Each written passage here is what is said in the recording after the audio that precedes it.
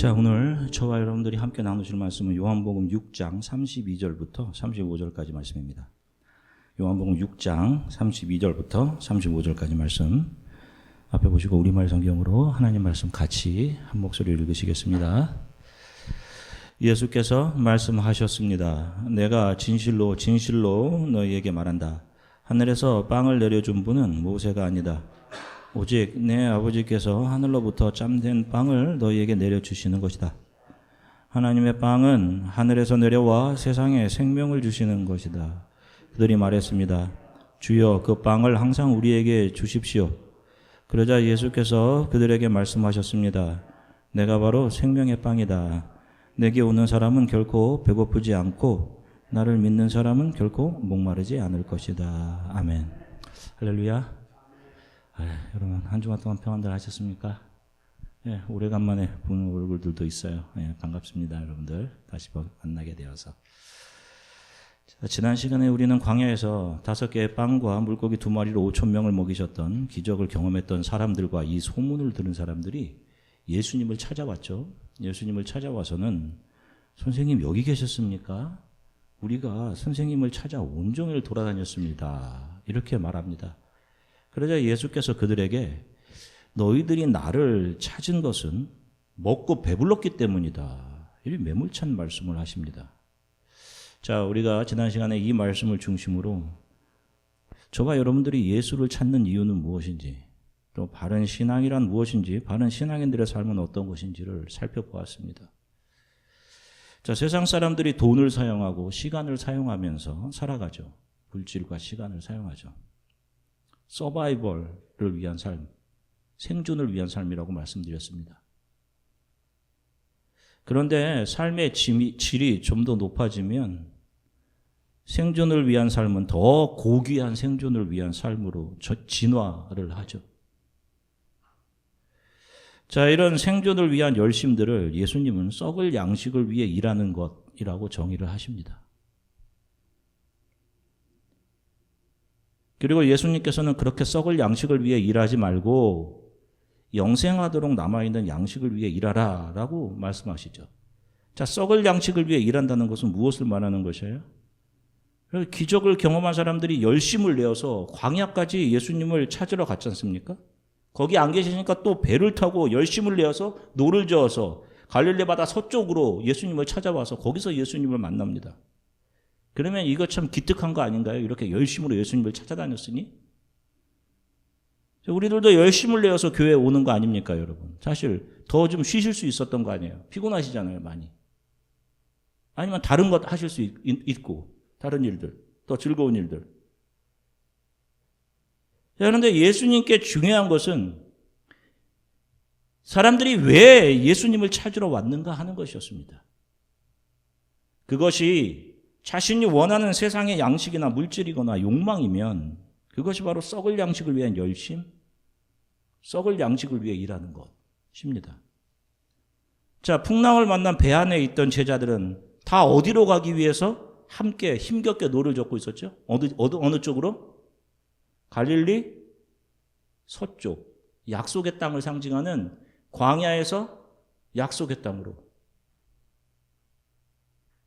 자, 만약에 그들 중 일부가 예수께서 자신들이 굶주렸던 배를 기적적으로 채워주셨지 않습니까? 광야에서, 갈릴리 동쪽에서. 나는 저기로 다시 가고 싶다. 저기 가서 예수님께 그것 좀 더 달라고 해야지. 그들 중 일부가 그쪽을 향해 노를 젓고 있었다고 생각해 보세요. 나아갈 수가 없지, 약속의 땅으로 배가. 풍랑을 이기지도 못하고 가라앉았을 것이죠. 자, 자신이 교회 다니는 기독교인 크리스천이라고 말하는 사람들 중에서도 세상 사람들과의 관계가 거의 탑 프라이어리티에 이렇게 가치 우선순위에 놓고 사는 사람들이 있습니다. 그래도 세상 사람들과 관계가 중요합니다. 그런 관계들이 자신을 세상 속에서 더 유리함과 편리함을 제공해 준다라고 믿는 거죠. 반대로 교회 안에 있는 사람들을 한번 보세요, 여러분. 교회 안에는 세상적으로 힘이 없는 사람들이 많습니다. 이 말은 여러분들이 뭐 세상 사람들과 비교해서 세상적으로 변변치 않다 이 말이 아니라 하나님께서 자신에게 주신 것을 자신의 것으로 여기지 않는 사람들이란 말이죠. 교회 안에 있는 사람들은, 크리스찬들은. 세상 소망을 하늘 소망으로 대치하고 살아가고 있는 사람들이기 때문에 그들에게 세상의 힘은 삶의 중요한 가치로 남아있지 않는 겁니다. 그래서 그들이 가난한 자들인 거예요. 성경에 의하면. 그러니 세상의 양식과 세상의 관심을 두고 살아가는 사람들에게 이 가난한 교인들과의 관계는 그저 주일에 한 번 나와서 만나는 관계. 별로 중요하지 않지요. 한번 생각해 보세요, 여러분. 우리 주일에 한 번 그냥 만나는 관계이죠. 어떤가요? 여러분들이 분명히 아셔야 합니다. 예수님을 알지 못하는 세상 사람들과 우리는 삶의 방향이 다른 겁니다. 저와 여러분들의 인생의 배는 약속의 땅 영원한 하나님의 나라로 향하고 있고 세상 사람들은 자신의 욕망을 채워주는 세상을 자신들의 인생의 목적지로 삼고 살아가는 거예요. 어떻게 해서든 여기에 더 높은 바벨을 짓고 하늘 끝까지 올라가야지. 방향이 다른 겁니다, 여러분. 우리가 하나님 나라를 향해 노를 젓고 있다면 혼자서 노를 젓는 것이 쉽겠습니까? 함께 노를 젓는 것이 쉽겠어요. 우리가 지금 이 한 교회 식구로 만났지 않습니까? 서로 만나서 교제를 하면서 식사를 하면서 서로 기도 제목을 나누고 여러분들의 어려움들을 오픈하고 들어주고 내가 기도해 줄게요. 그분들을 위해서, 그것들을 위해서. 서로 대접하고 하는 그런 일들은 같은 크리스찬으로서 함께 노를 젓는 일인 겁니다, 여러분. 제발 여러분들의 삶이, 저의 삶이, 여정이 음식과 물질과 편리를 제공해주는 세상으로 향하는 것이 아니라 영원한 하나님의 나라를 향해 노젓는 그리로 향하는 신앙의 길이기를 정말 간절히 소망합니다. 그러면 이렇게 묻는 분들이 있어요. 그러면 예수님을 믿지 않는 사람들과의 관계는 끊어버려야 하는 건가? 아니죠, 여러분. 극단적으로 그들과 관계하면서 여러분들은 크리스찬의 가치로 사시면 되는 거예요, 여러분. 여러분들은 크리스찬의 가치로. 여러분들의 가치, 밸류가 그들과 하나 되어서 세상의 유익을 얻으려 하는 것이면 안 되는 겁니다. 세상 사람들의 삶은 자신들의 주림배를 채워주는 기적의 빵을 찾아 광야를 향해 노를 젓는 삶을 계속해서 살아가는 거예요. 예수님 그 빵을 우리에게 주세요.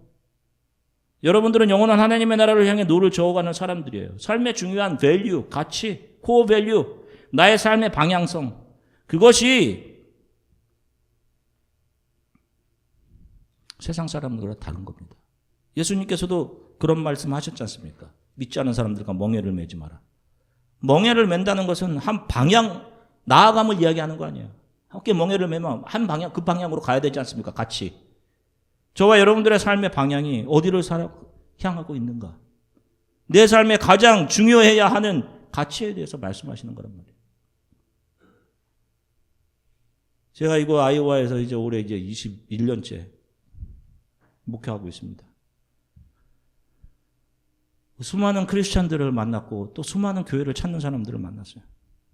교회를 다니고 교회를 찾는데 자신이 그리고 자신의 자녀가 이곳에 잘 정착할 수 있는 환경과 정보들을 갖추고 그런 것들을 제공하고 하는 곳을 찾아다니는 사람들 수도 없이 보았습니다.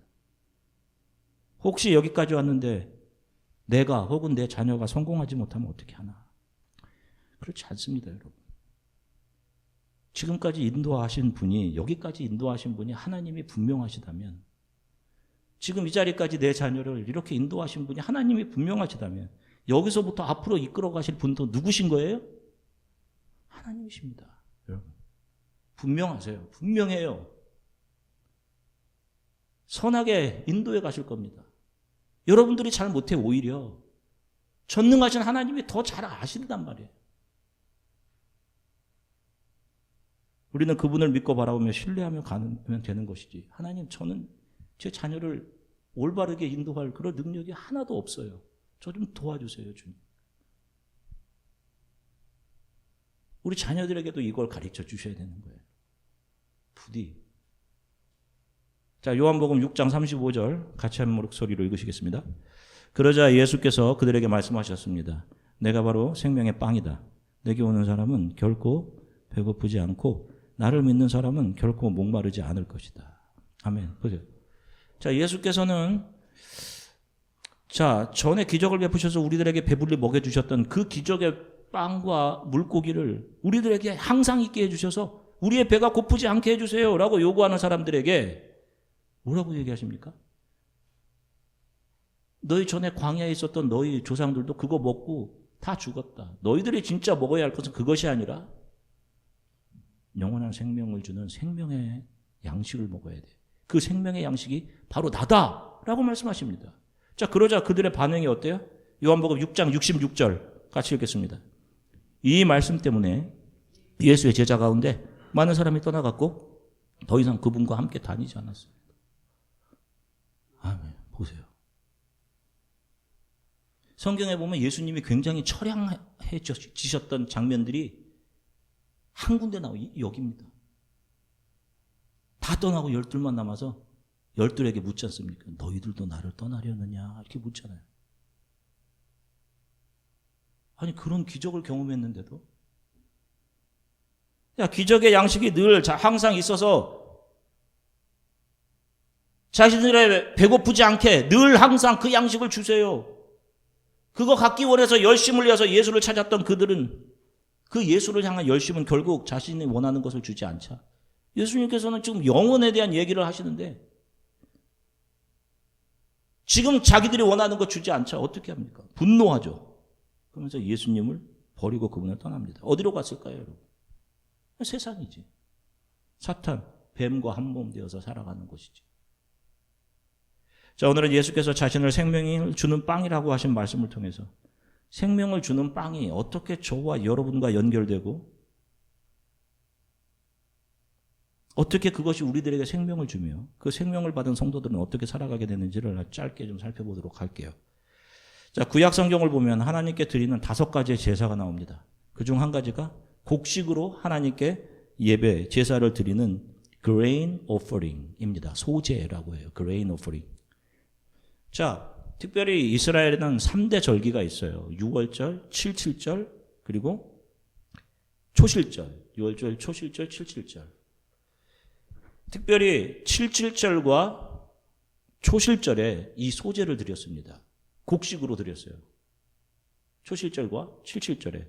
자, 6월절은 여러분들이 들어보셨을 겁니다. 6월절은 하나님의 백성인 이스라엘이 이집트의 노예 상태로 있을 때 그 노예 상태에서 해방되어 새 생명을 얻은 날로 지키는 지금도 이스라엘에서 지키고 있는 아주 귀한 절기죠. 지금도. 자, 그 6월절에 각 가정의 장자들의 생명을 살려준 것이 무엇이었죠? 장자들의 생명을 살려준 게 뭐였어요? 예. 누구의 피? 어린 양의 피. 자, 그 어린 양이 죽어야죠? 어린 양이 죽고 그 피를 문지방에 발라서 어린 양의 피가 있는 집은 천사들이 지나가면서 장자들의 생명을 살려주죠. 그러나 어린 양의 피가 없는 집은 들어가 모든 자녀들을 상징하는 장자를 죽였습니다. firstborn을 다 죽였어. 자, 그런데 신약으로 오면 이 6월절에 누가 죽으십니까? 예수님이 죽으신단 말이에요. 1월 14일 6월 이 유대인의 달력으로. 그날 6월절입니다.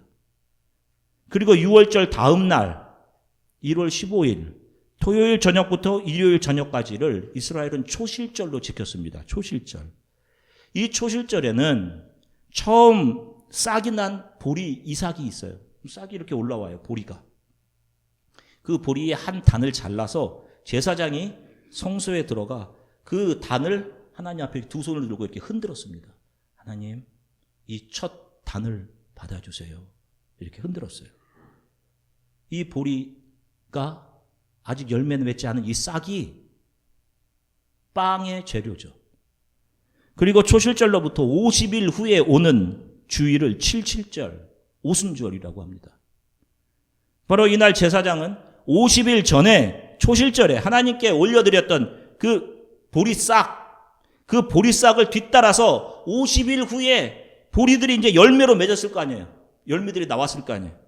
그 보리들을 수확합니다. 그래서 그 보리들을 다 가루로 빻아요. 빻아서 그것을 한 덩어리에 빵을 만듭니다. 초실절에는 보리 이삭을 이렇게 흔들었지만 이제는 그 이삭이 자라나 열매 맺은 보리, 그걸 다 빻아서 만든 빵을 하나님 앞에 이렇게 올려드리면서 예배를 드렸어요. 소제입니다. 오순절에. 자, 그런데 신약으로 오면 이 오순절날 어떤 일이 일어났죠? 마가의 다락방에서 누가 오셨어요? 성령이 오시죠. 성령이. 그리고 이 성령이 오셔서 최초의 신약교회인 예루살렘 교회가 탄생합니다. 사람들이 예루살렘 모여들잖아요. 이 교회가 탄생한다. 전혀 다른 사람들이었어요. 여기 모인 사람들이. 전혀 다른 사람들. 다른 생각과 다른 가치, 다른 직업. 그런데 그들이 다 빠져서 가루로 만들어지고 조금도 나라고는 남아있지 않게끔 하셔서 하나의 교회를 만드셨습니다.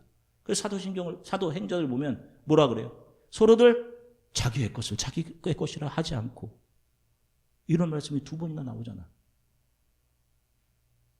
서로를 챙겨주는 거죠.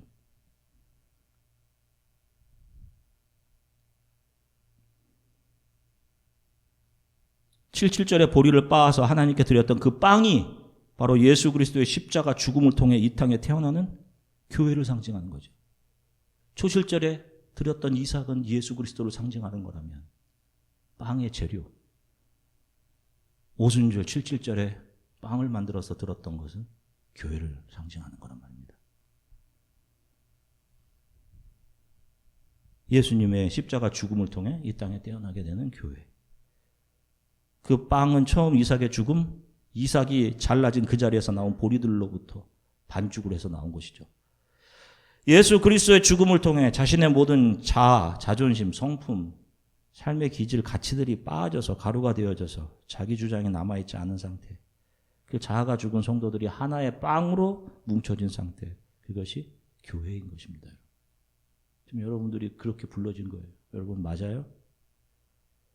이 세상 가치를 따라 살던 죄와 허물로 죽은 집단에서 끄집어내어져서 하나님의 나라를 소망하고 사모하며 그리로 함께 힘겹지만 함께 노를 저어가는 사람들의 모임이 바로 교회인 것입니다. 그들은 자기 것을 자기 것이라 주장하지 않죠. 자, 원래 곡식의 제사인 이 소제, 그레인 오퍼링에는 누룩을 넣어서는 안 됩니다. 원래는. 여러분 레위기를 읽어보신 분들은 곡식의 제사에는 누룩을 넣어서는 안 돼요. 그런데 누룩을 넣어서 되는 경우가 딱 한 가지가 나옵니다. 언제? 77절에 만드는, 오순절에 만드는 이 빵에만 누룩을 넣으라라고 기록이 되어 있어요. 이게 어렵단 말입니다. 아니 왜 77절 빵에만 누룩을 넣으라고 하셨을까? 레위기 23장 16절에서부터 17절 같이 읽겠습니다. 7번째 안식일 다음 날까지 50일을 헤아린 후에 너희는 여호와께 새 곡식으로 곡식 제물을 드려라. 너희는 여호와께 흔드는 예물로 드릴 고운 가루 10분의 2 에바에다 누룩을 섞어 구운 빵 2덩이를 너희가 사는 곳으로부터 가지고 와야 한다. 이것은 너희가 드릴 첫 열매다. 잘 보세요. 77절에 오순절에 성령이 임하죠. 누룩을 넣으라. 이 77절 빵에는 하시죠. 자, 그런데 오순절에 성령이 임하죠. 그런데 교회가 이방의 교회와 이스라엘 교회를 상징하는 2덩이의 빵으로 77절에 하나님께 올려집니다. 누룩이라는 것은 부풀려지는 거잖아요. 이제 하나님의 교회가 사람의 열심과 노력, 자랑에 의해서 확장되는 것이 아니라 성령에 의해서, 하나님의 열심에 의해서 확장되어 갈 것이야. 그렇기에 거기에 누룩이 들어간 겁니다. 거기에 누룩을 넣으라고 한 거예요. 여러분 우리가 사도행전을 보면 어때요? 예루살렘 교회가 수많은 박해와 환난을 겪어가면서 전 세계로 누룩처럼 확산되어 가죠. 번져가죠. 이 사도행전을 어떤 행전이라고 말하기도 해요? 어떤 행전?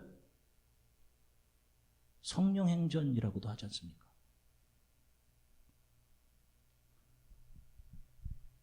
확산되고 부풀려지는 것, 성령에 의해서. 하나님께서 원하시는 교회가 이런 것입니다. 예수님의 희생과 사랑으로 세상에서 건져내어져 성령을 통해 우리의 자아가 빠지고 반죽되고 하나의 빵이 되어서 서로 자신의 것을 자신의 것이라 하지 않고 내어주며 다른 이들에게 영원한 생명의 빵 예수를 공급해 주는 것. 여러분, 그것이 바로 교회인 겁니다. 저와 여러분들의 사명이고요. 그걸 키로 받은 사람들이에요. 저와 여러분들이. 세상 사람들은 이 세상을 살아가면서 누가 자신에게 유익이 될 만한 사람인지를 잘 파악하죠. 그리고 그들을 챙깁니다. 왜? 내 편이니까.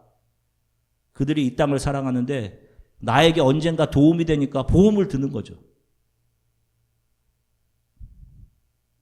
결국 자기 유익을 위해 다른 이들을 챙긴단 말입니다. 그러나 우리 크리스천들은 달라요. 저와 여러분들에게는 시간과 물질, 재능, 탤런트 하나님께서 우리들에게 맡겨주신 겁니다.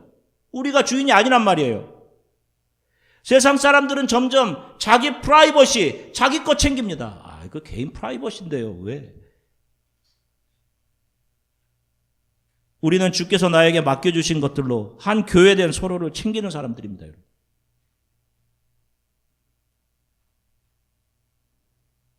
우리의 삶의 방향은 분명합니다. 우리들의 욕망을 채워주는 세상이 아니죠. 영원한 하나님의 나라가 분명합니다. 그리고 여기 계신 여러분들 한 분 한 분이 다 같이 서로를 위해 노젓고 있는 거예요. 여러분. 기도하고 계시죠, 여러분? 서로의 이름을 불러가면서 우리가 주일에 한 번 만나는 게 아니란 말입니다. 기도 속에서 만나고 우리들의 매일의 기도 속에서. 삶이 힘들 때 세상 사람들은 술도 마시고 친구도 만나고 넋두리도 하고 뭐 하겠지만 우리는 주 예수께 나아가 기도함과 더불어 성도들과 교제합니다. 집사님, 이런 힘든 일이 있어요. 저를 위해 좀 기도해 주세요. 힘듭니다.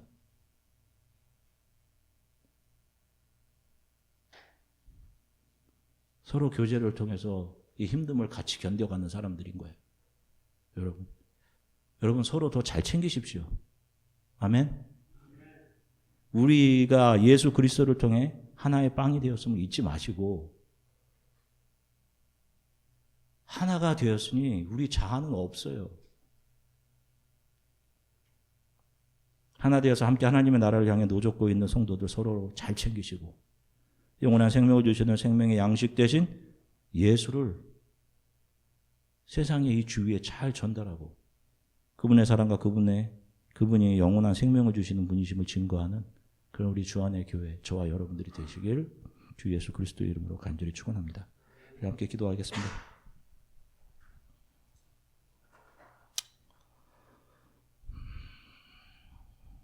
우리들의 삶의 방향이 어디인지 우리 또 다시 한번 잘 생각해 봤으면 좋겠어요. 혼란스러울 때가 있죠. 나에게 주신 것, 시간, 물질, 탤런트 이런 것의 주인이 실은 내가 아닌데 내가 주인인 것처럼 살았던 것도 하나님 용서해 주시고 개인 프라이버시가 아니라 나는 누군가 예수 그리스도를 알고 누군가 예수 그리스도 안에서 새 힘을 얻기 위해 언제나 오픈이 되어 있습니다.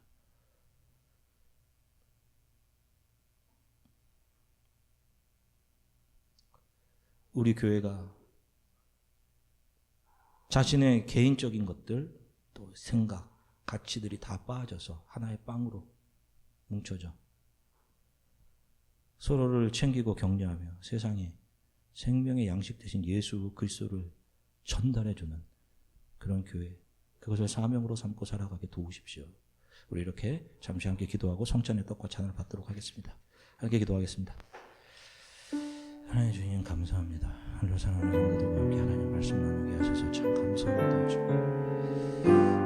말씀을 통해서 또 한 번 우리를 점검해보게 하셔서 감사합니다. 이 세상에 안정이 찾아오고 내가 어느 정도 세상에서 살만하면 모든 것의 주인이 마치 나인 것처럼 내 것을 더 구축하고 살려고 하는 그런 필요가 안에 있습니다. 하나님 우리를 긍휼히 여겨주십시오. 날마다 근신하면서 이 풍랑이 있는 세상을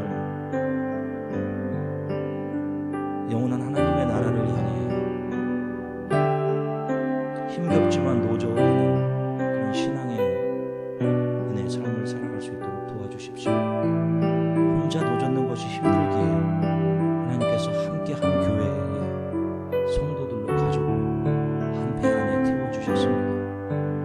우리의 몸은 주중에 떨어져 있고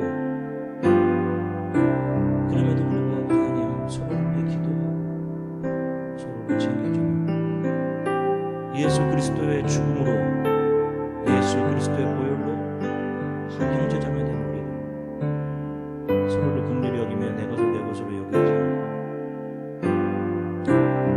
나에게 오는 불이익과 불편들을 감안히 그것으로 인해 누군가가 기뻐할 수 있다면 오히려 기뻐하며 서로가 걸어가는 신앙의 여정들을 함께 챙기고 그렇게 하나 된 우리들이 세상에 영원한 생명을 주신 예수 그리스도를 함께 챙기고 그런 교회로서의 귀한 사명들을 잘 감당해내는 우리 교회 되게 하나님 도와주시기를 바랍니다. 감사드립니다. 주님 예수 그리스도 이름으로